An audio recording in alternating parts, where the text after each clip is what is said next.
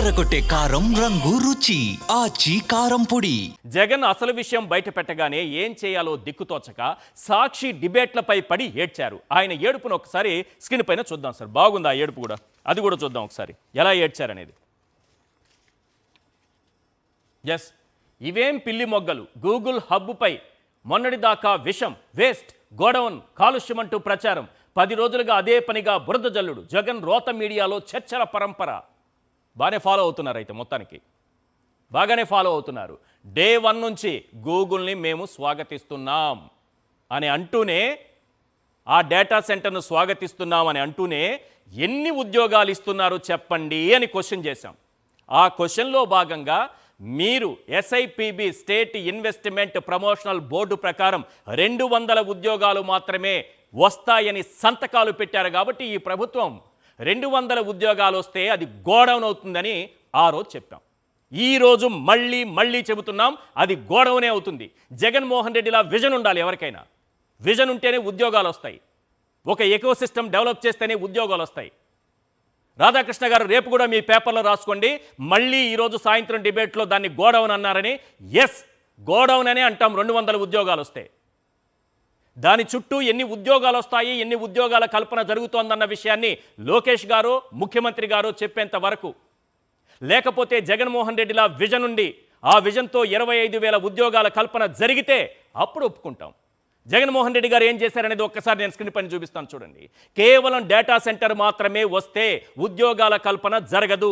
దానితో పాటు ఒక ఎకో సిస్టమ్ డెవలప్ కావాలని ఒక విజన్తో జగన్మోహన్ రెడ్డి గారు ఆలోచించి ఆ రోజే అదానితో ఒప్పందం చేసుకుంటున్న సందర్భంలో 25,000 ఉద్యోగాల కల్పన జరిగే విధంగా ఒప్పందం చేసుకున్నారు.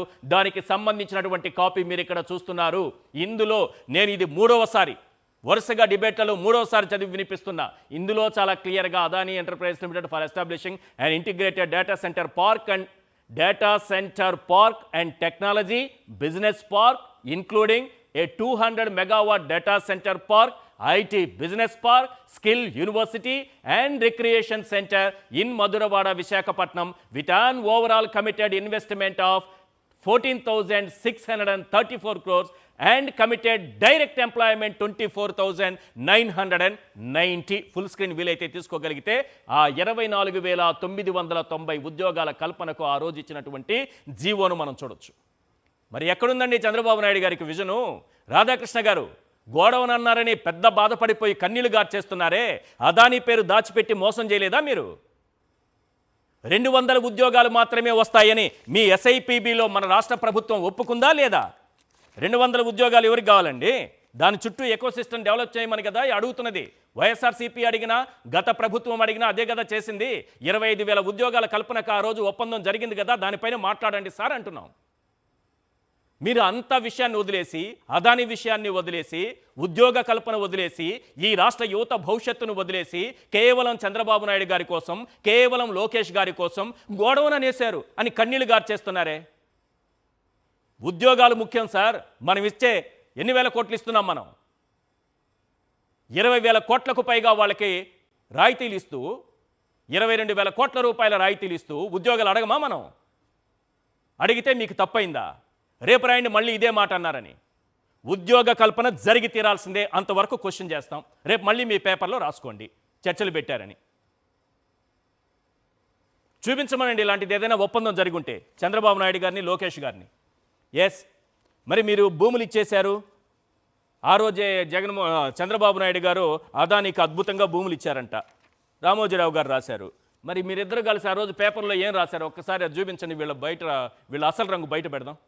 ఆ రోజు అదానీకి భూములు ఇస్తుంటే, అదానీ వచ్చి ఇక్కడ పెట్టుబడులు పెడుతుంటే, అదానీ ఈ రాష్ట్రంలో పెట్టుబడులు పెడితే ఈ రాష్ట్రం నాశనం అయిపోయిందని రాసినటువంటి గనులు మీకు అసలు అర్హత ఉందా? మీరేం రాశారు ఒక్కసారి అది చూపించండి. అదానీ పైన ఇదే ఎవరు మన ఇప్పుడు కన్నీళ్ళు పెట్టుకున్నారు కదా సాక్షి డిబేట్లు చూసి రాధాకృష్ణ గారు, ఆయన రాసిన రాతలు. అదానీ అడిగారని 2,600 కోట్ల భూమి మరి చంద్రబాబు నాయుడు గారు ఇచ్చారని ఈనాడు దినపత్రిక రాసిందే. ఆయన ఇస్తే కరెక్టా? చంద్రబాబు నాయుడు గారు ఇస్తే కరెక్టా? ఇక్కడ చూడండి, అదానికి సమర్పయామి.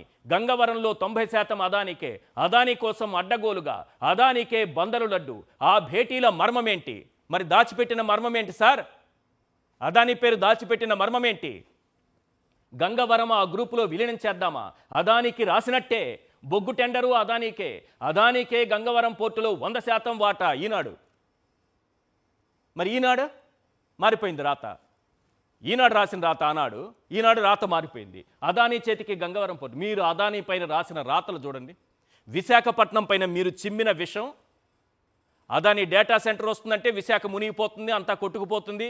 ఎగ్జిక్యూటివ్ క్యాపిటల్ వస్తుంది విశాఖ కంటే, విశాఖ పొంగిపోతుంది, భూకంపాలు వస్తాయి, మొత్తం విశాఖలో ఉన్న ప్రజలంతా కొట్టుకుపోయి మునిగిపోతారు. అక్కడ పోయి ఇవన్నీ పెడితే ఎట్లా అన్నారు? ఇప్పుడేమో విశాఖ, అందమైన విశాఖ, సముద్ర తీరం, ప్రపంచానికి ఆదర్శం అని రాస్తున్నారు. మీరా మా చర్చల గురించి మాట్లాడేది? మీకుందా స్థాయి? సాక్షి చర్చలో, సాక్షి టీవీ డిబేట్ చర్చల గురించి మీరు రాసుకుంటున్నారంటే hats off to you sir. Thanks కూడా మీకు. రైట్, ఒక చిన్న బ్రేక్ తీసుకుందాం. బ్రేక్ తర్వాత జగన్మోహన్ రెడ్డి కృషిని దాచిపెట్టే ప్రయత్నంలో పిల్లి మొగ్గలేస్తూ ఎల్లో మీడియా పట్టుబడిపోయిందా? ఇదే అంశంపైన చర్చిద్దాం.